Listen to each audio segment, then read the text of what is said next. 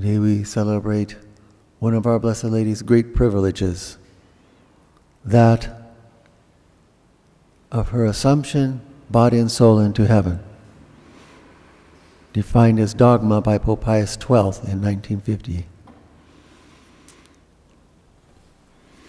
A great privilege whereby Our Lady would follow in the footsteps of her divine Son, would not remain in the depths of the earth, but her soul would reanimate her body, and she would be assumed body and soul into heaven.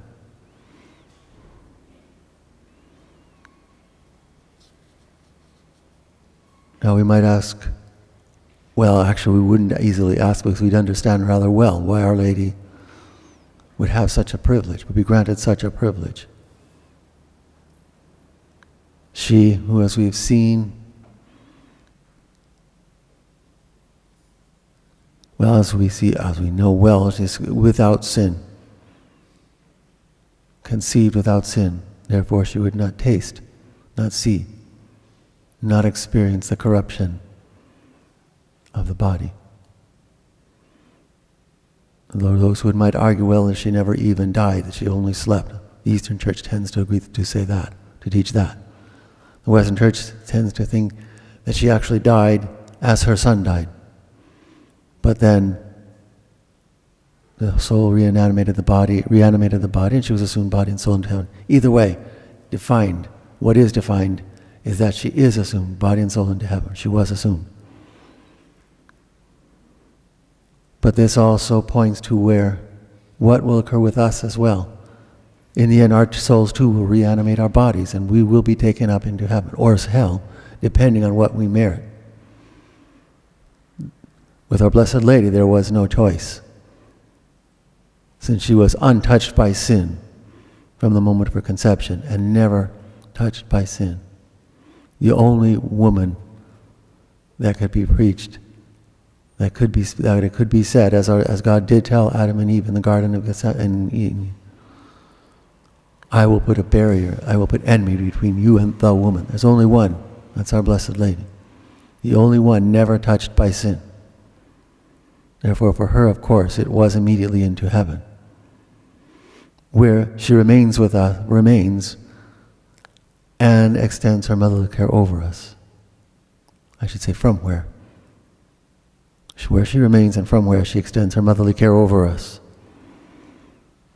But she points to the way, with this great privilege, to the way that will also follow for us. But we have to remain faithful. We have to prove our love for God.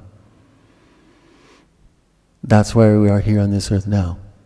And that's why we continually ask her motherly intercession to help us to prove that love, to give us the grace and the strength to be able to do that, to be able to offer whatever sacrifice we must offer, to be able to offer our whole selves, our whole being, back to her and through her to her divine Son.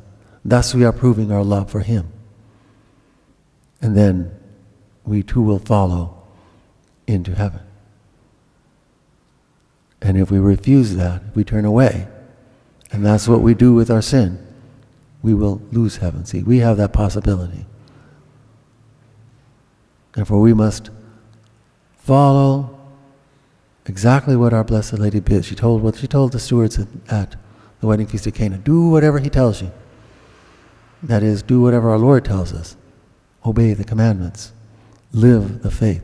Prove beyond any doubt that love for God alone.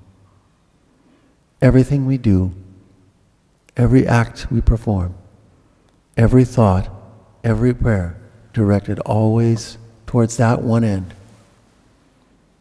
union with God, our love for God. Let us, as we reflect on this great privilege of our Blessed Lady, be assumed body and soul into heaven without corruption.